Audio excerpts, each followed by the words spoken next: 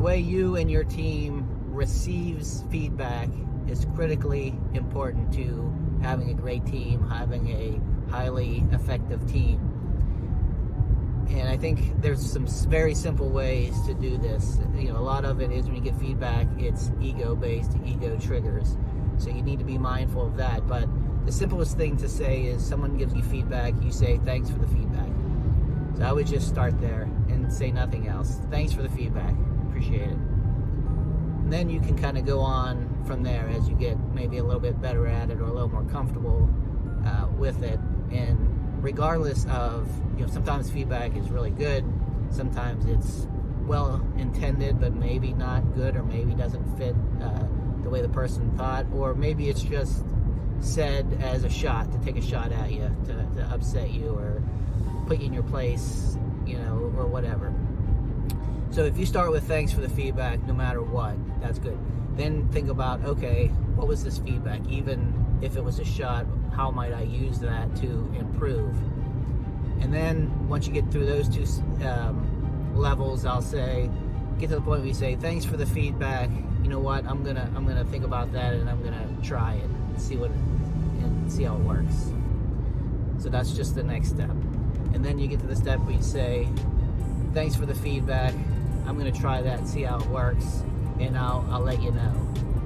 And you do glean from it, and you do try it, and you let the people know, hey, I took that feedback of yours, and here's what I did. Or, hey, I did that, and it's something that affects the way you interact with that person. Here's what I'm going to do differently. Does that seem like that would be helpful?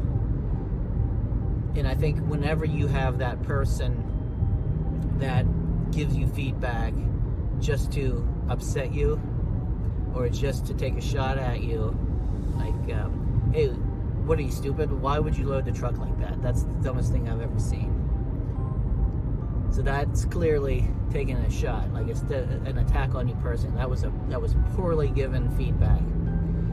One, you take what you can from it. Okay, let me think about how they're right, I did load that truck wrong. They just gave the feedback in a bad way. But then you say to the person later, you figure out a better way to say load the truck, and then you say, hey Tim, thanks for that feedback on loading the truck. I changed it up, and it saves me a lot of time, a lot of aggravation, and our team's running a lot smoother now. So that shot that they took at you actually used it and improved, and now you're better. So if they were trying to bring you down, they actually brought you up. So I think that's a great way to take negative feedback, to actually think about it and use it, and show the person that you just didn't get upset about it. One, you didn't get upset, and two, you actually used it to improve. Now you're better. So if they were intending to bring you down, they actually brought you up. So I think they'll think twice about how they give feedback if you keep doing it that way. So that's it. Receiving the feedback is pretty simple. You got to check your ego. You got to take all feedback as a gift and think about how you're going to use it. You can simply say thanks for the feedback. I get emails fairly often with feedback, and I just respond, thanks for the feedback. I'll see how that might work for me. Or I just say thanks for the feedback. So anytime you get feedback, start with that and then build from there.